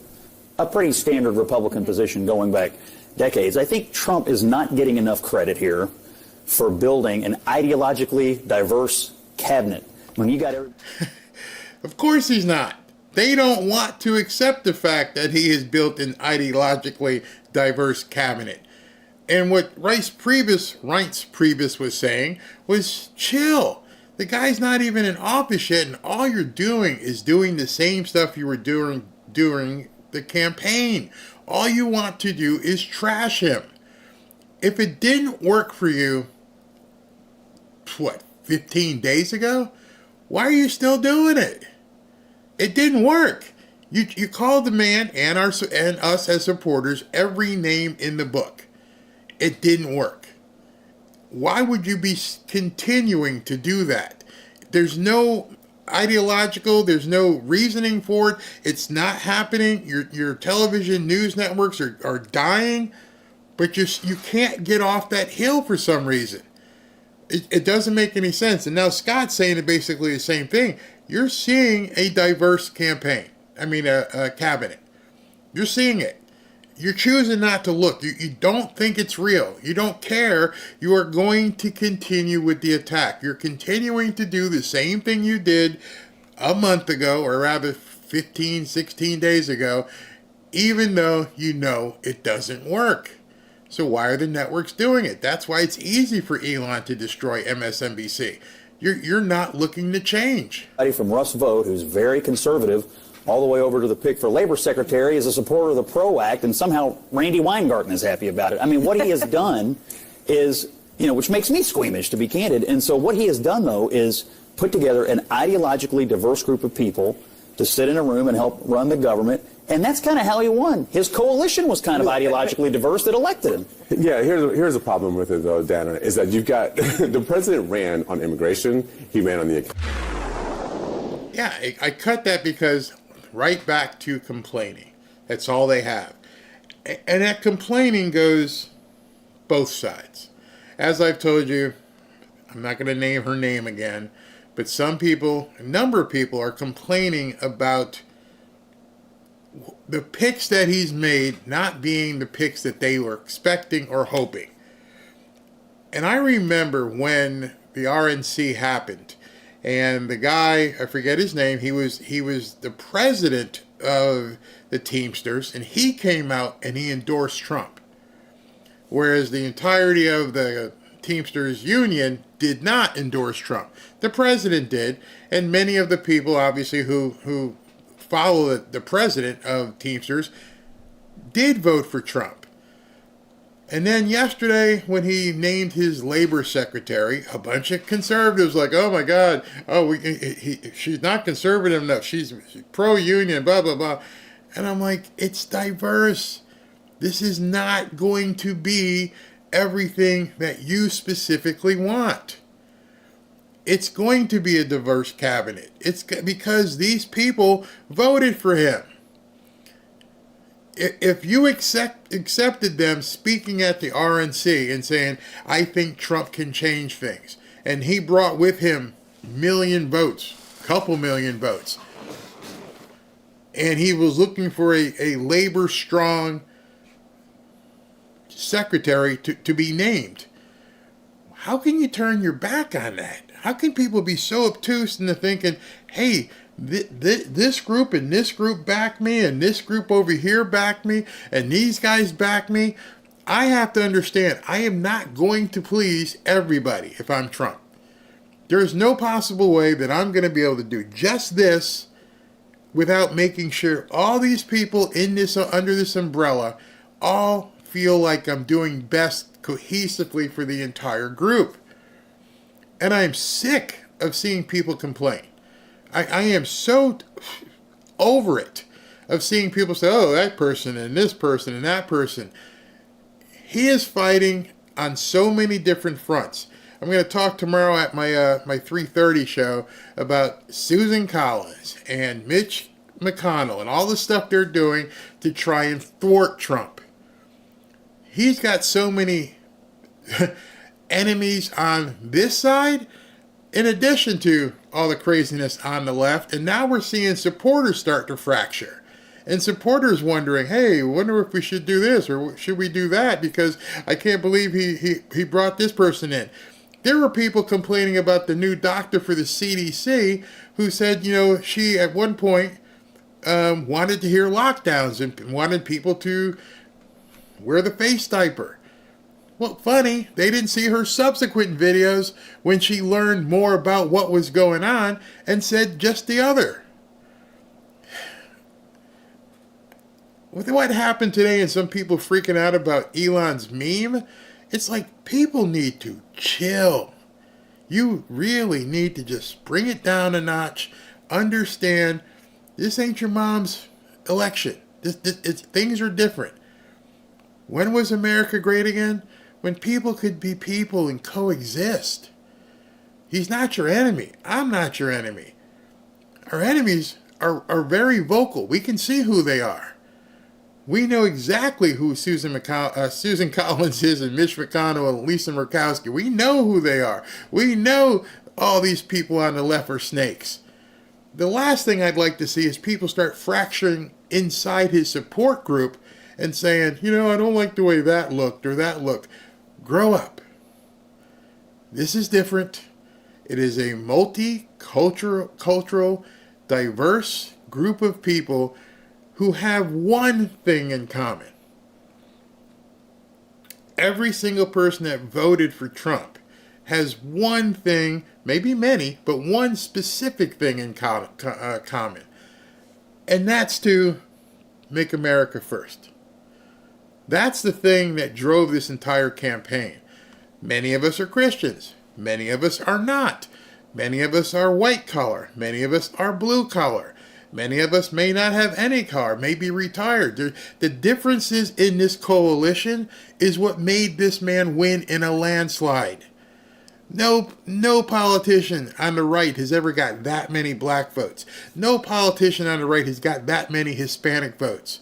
I bet you when they look, you're going to see no politician on the right got that many gay votes. And we got people freaking out about memes and a CDC director. Come on. This is never going to be Reagan-esque. Those days are gone. Just once those doors flew open and we let all these kind of things happen, we got to get stable first. Once we get stable, once we get things under control, then after triage has taken place and we fix some of the things that are gouging right now, that are gashing blood and everything, once we fix that, then we can move on to, all right, so what about this right here? What do we do about this? What do we do about that? But right now, every foot soldier is needed just to keep the boat moving forward. We need everybody rowing. Everybody rowing. What are we looking for? We're looking to make America first, and along the way, we're going to bump off the sides, but we're still moving forward. And if we bump and hit the sides and you fall off, you ain't got any place to go. You're going to be bobbing in the water. Just understand that. The boat that everybody is in right now is safer than being in the water. Even if you don't like the person rowing next to you. The person rowing next to you stinks. The person rowing next to you doesn't do this and not doing that. And they don't, conform to what you believe. But you know what? They're rowing just as friggin' hard as you are. Every bit as hard. Like, yeah, I'm here, I'm rowing. And you're complaining, I don't mean you, but people are complaining that this doesn't feel right and that doesn't feel right and this person shouldn't have been nominated and that should. I wish that Pam Bondi was. Oh, stop. Or not. That's your choice. I choose happiness. I choose to be happy. I see the direction of where we're headed. That makes me happy. And if we have some bumps along the road, as long as we don't fall off the boat, everybody's going to be okay. We're all going to be okay if we keep our destination ahead in focus. That's just how I feel. I mean, some people may feel different, but that's how I feel. Yeah, it's about teamwork. I mean, there are people on some of the teams I played in, I didn't even want to associate with them. But damn, he was good. And you know what? He got the job done. America first, full speed ahead. Absolutely. Trump has an ability to overlook some past things. Where was that? Where was that? I like that. Oh, here it is. Bella says, Trump has an ability to overlook some past things and bring people together. Absolutely. NPR and PBS are irrelevant. As well they should be taking all that money for nothing. There it is. Teamwork. Everybody gets together. And the other part of teamwork is I'm not singling out faith, but the other part of teamwork is picking up people who are hurt. Yeah, you understand that. I've been on the field and I'm looking, this guy's hurt. And if he doesn't need the stretcher, he's still going to need help getting off the field. And then you get them fixed up and they come back. If somebody's hurt, you don't run away from them. That's why I didn't apologize. Hey, listen, if you feel like you're going to unsubscribe, you do you. But my job is to get the hurt people feeling strong again. It's just, I don't know, maybe that's how I was brought up. Bob Marley, everybody. When people start doubting things, the Dems are winning. Don't let the devil in your heart make you doubt. That's it. That's it. They're sowing discourse, and now you've got people on the right sowing discourse. That to me is just too much. Y'all better put your money in crypto. This is a crypto administration. So I just want to let you know, as I mentioned the other day, we're making a big change next week, doing some things on Rumble, doing a lot more stuff on X, different kind of content. So Ashley has been kicking butt. I mean, I got to salute my daughter on that one. She's been out there just kicking butt and taking names, and she's got a number of interviews, some live, some pre-recorded, already scheduled. I don't want to say the names, until everything is done with the person. But I had an amazing interview yesterday with a border agent. I've already talked to Robin about him. Like, this guy just blew my mind. I did not know some of the things that he was telling me. And it's going to be perfect for you guys. I will not be able to post some of the stuff on YouTube. I can do an excerpt, and then what's going to happen is in the description, it'll be a link to Rumble or to X, where I'll post the entire video. This first one drops tomorrow. I can tell you who it is because since it's dropping tomorrow, I want to make sure I pronounce his name correctly. So the first one that drops tomorrow is going to be with a gentleman named John Amachuku. John Amachuku. It's very hard to say. Very hard to say. He's a pastor. He's tied up with, I think it's Charlie Kirk's people, and he's just amazing with what he does. He's a preacher. He's an author. He's an activist, and you know, I got tied up with him or connected with him because Ashley found out who he was. And Manchuku, that's how you say it. And he got arrested up in North Carolina, right where Ashley's kids go to school. And it was about some things that happened in school involving the curriculum and things of that nature. And he fought to get that stuff out of school, if you know what I mean, and I think you do. So you understand the people who got upset with that meme. This guy fought the real stuff, not a comic related meme. I'm talking about stuff they were trying to teach kids in school, and it's real. And they wanted kids to digest and consume this stuff, not adults like we are. Not a meme that we as adults were consuming. This stuff was directed at kids. And I had a fantastic conversation with him that I think you guys are going to love. I'm going to do that tomorrow. I'm going to, in my live show tomorrow, I'll show you an excerpt. It's fantastic. And then I'll have a link to it. I'll post a full video up on Rumble. And Lisa says, I love him. His book is amazing. We talked for about 40 minutes. And it was like talking to my pastor friends or like pastor friend JJ. It was literally like he was sitting across from me, and it didn't even feel like an interview. It was just two guys talking about how the Lord is guiding him and what he's doing, and how he's an actual warrior out there. He's an incredible man. God bless him. I think you guys will love it. Okay, somebody's telling me the phonetic way to say his name. Amanchuku. Okay, Amanchuku. That's his name. I like him already. Yeah, I didn't post it yet. I posted. Aya says here, I think you posted a video. I posted a video with him preaching on stage. And the video of him preaching on stage is what got me to know what he was all about. Because when Ashley said, hey, listen, this guy wants to come on the show. I'm like, well, let me look into him. And I saw some stuff and I went, yes, book him. Let's do it. And so tomorrow at 3:30 in my show, I'm going to do an excerpt and tell you what he had to say. There's no possible way I could post it here.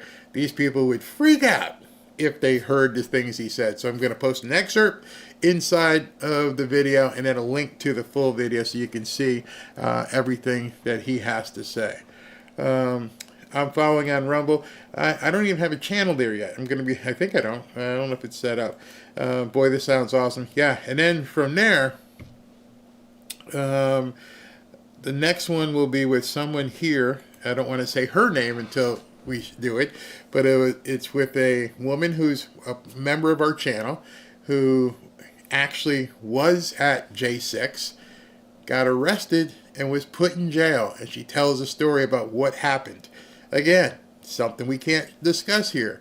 And again, that's same thing. I'll take an excerpt and then we'll link it out. And then the third interview is with the border agent. And there's two more I think she's got this week that are just up here level. So it's great. Wasn't he in the event with Trump? I'm not sure. Maybe he might have been. I've seen all that he has done. Good for him. It's a cesspool for children. They learn God, not controversy. Let them enjoy their childhood. Exactly. You're already following me on Rumble? I gotta take a look at it. Barry, were you a public figure before this channel? I didn't know I was a public figure now. I covered some dolphin stuff, but I don't know if it was a public figure. A Manchoku. Okay, I got you. You have Rumble, but not up yet. It will be up there. You'll see. It'll post up. I've seen a few videos of town halls where parents have been up about it. Yep. Your Rumble is up? Huh. Okay. Let me take a look at it.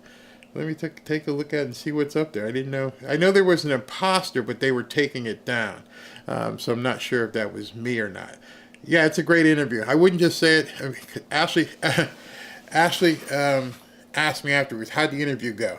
I go, I think it went well. Let me edit and put in the things I got to put in so you can see. And then she's like, yeah, it went really well. So I think you guys will enjoy it. Very much so. Let me go ahead and acknowledge the super chats. Oops, I put in the wrong thing. Hold on. There we go. All right. Tina Balai, I hope I said your name right. Aloha, mahalo nui aloha from Kauai, Hawaii. Mahalo to you as well. Thank you very much. My wife spent a lot of time, like 10, 12 years in Maui when it was not burned up. Fernando Cardenas, California is going red. Did you figure out that one? Is someone combing his hair? Pete Hilton, I'm going to see if I can't get some of that video so I can show you and tell you what he was talking about. I want to see your show in the top 10. Well, keep watching. Thank you. Don't get pissed off at me because, show somebody's meme. It's not who I am. It's who they are. The woke mindset virus destroyed my marriage. Oh, my God. Sorry, FL. Please pray a godly man that can help do God's work before Christ's return. Thanks, Darlene. Yes. Well, sorry to hear that. Lioness, keep up the great work, Barry. Thank you very much. JD, thank you. Tommy Radcliffe. Tommy, I got a surprise for you tomorrow, by the way. Don't look if you don't want to. He even warned you. Jesus hung with the sinners, adulterers. It's the temptation that doesn't bother us. I tried. I tried. I said, I wouldn't just put it up there. Hi, Joy. Don't sweat it, Barry. You told them, look away. Boom, mic drop. Keep doing what you're doing. She may need to check herself. Okay, thank you. Mel Porter, great job. You do. Thank you very much. Sandra Thompson, Faith. He actually warned you and told you not to look when does MSC. Yeah. I knew it was borderline problematic. I knew some people would have an issue with it. That's why I tried, but I knew some people wouldn't, and it was part of the news.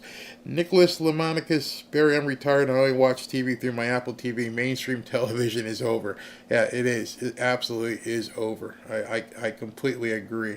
Luther Gwynn, thank you very much. Raven Kirkendall, I have a t-shirt hoodie idea. How do I email you? If one of the mods can put the show mail email up, I would greatly appreciate it. Let's see here. Tommy again. They killed his boy and created a monster. Elon wants their... Yep, you know that. I couldn't even imagine. I could not even imagine if my grandson came home one day and said, yeah, I'd like to put on a dress. Barry, you give somebody good business tips. Oh, thank you. The one I said about real estate today is absolutely true. If you accepted my first offer, I go back home and I go, oh my God, I screwed up. I screwed up. I know I can get something cheaper than my first offer, and usually that's a starting point. And if somebody says, oh, we'll take it, I'm like, oh shit, I messed up. I thought you were taking the day off, big guy. Didn't you get my Barry News Daily? I take the night off. On Saturdays and Sundays, I only do the early show. We're heading out to dinner right after I leave here. But tomorrow we got the two shows. Actually, tomorrow is actually going to be like a threefer because of what I post on Rumble as well. Tommy Radcliffe, were you able to use my Trump song? Oh, like I said, tomorrow you're going to have a surprise, Tommy. You're going to have a surprise. Trump song. Wait a minute. The guitar solo. Did you do another one? I have your solo. Greatest ever. If I'm not watching King Barry, then I'm usually watching Star Trek. Oh, thank you very much. From Mac, Barry, you were the first to do the Trump dance. You started a cultural phenomenon. You know what? I saw a video today that they were even doing it down here in the Miami Dolphins game. Ruth McCurdy, I find myself singing the Trump song from the Bahamian singer. Ruth, I got to tell you, I was too. That's why I keep playing it, because it's so catchy. I wish I knew who those guys are. That would make for a great interview, just to contact them. Chris, Barry, here's $5 for coining the phrase horizontal poppage yesterday on the Heg Smith. Horizontal poppage. Yeah, that was such a horse crap that they did with him. You know what's funny? I was watching one of Megyn Kelly's videos the other day, and she went off into a potty mouth tirade about Mika Brzezinski, and I'm like, well, never mind. People are who they are. I bet Elon has been hanging with Trump for the for the Secret Service. Maybe. Murfreesboro, Tennessee, in the house. Where y'all at? Murfreesboro. Yeah, very nice. All right, everybody. I want you to please enjoy the rest of your Sunday evening. If you haven't been to church, go to church. You can go to church online. All it takes is you tune something in. It's there. And enjoy the rest of your weekend, how long it ever may be. And we'll see you back here tomorrow at 3:30.